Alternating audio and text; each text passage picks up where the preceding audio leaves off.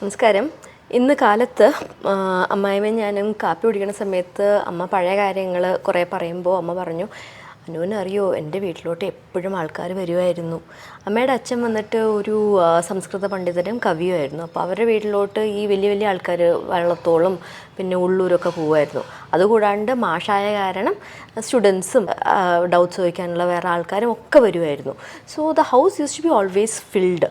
എന്നിട്ട് അമ്മ പറയായി, അച്ഛൻ വന്നിട്ട് ഒരു നിർബന്ധം മാത്രമേ ഉണ്ടായിരുന്നുള്ളൂ, വീട്ടിലോട്ട് ആര് കയറി വന്നാലും എല്ലാവർക്കും ആഹാരം കഴിച്ചിട്ടേ പോകാൻ പാടുള്ളൂ എന്ന്.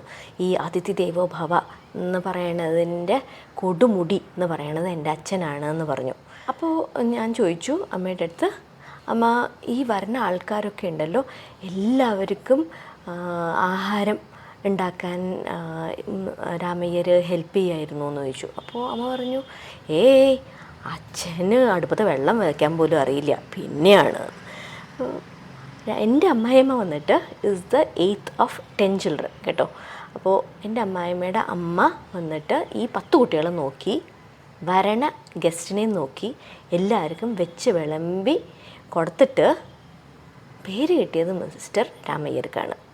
അങ്ങനെ നല്ല മനുഷ്യനാണ്, അല്ലാന്നല്ല പറയണത്.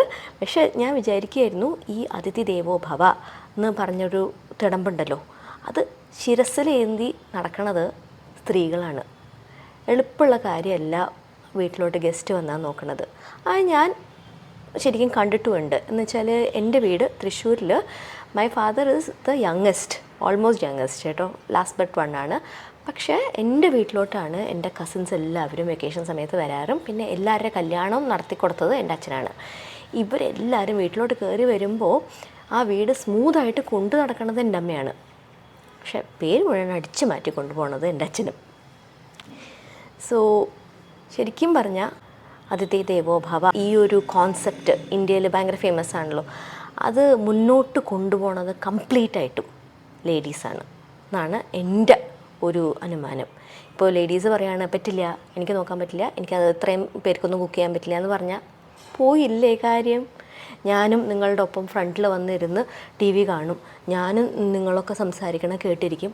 എനിക്ക് അടുക്കളയിൽ പോയിട്ട് ഇങ്ങനെ ചൂട്ടിൽ നിൽക്കാൻ വയ്യ, എനിക്കും കുറച്ച് റിലാക്സ് ചെയ്യണം എന്നൊക്കെ പറഞ്ഞാൽ അതിഥി ദേവോഭാവ ഒക്കെ ദിന്തം തരയണ തോന്നും അല്ലേ. So what is your opinion on this? എഴുതിയിടും കേട്ടോ.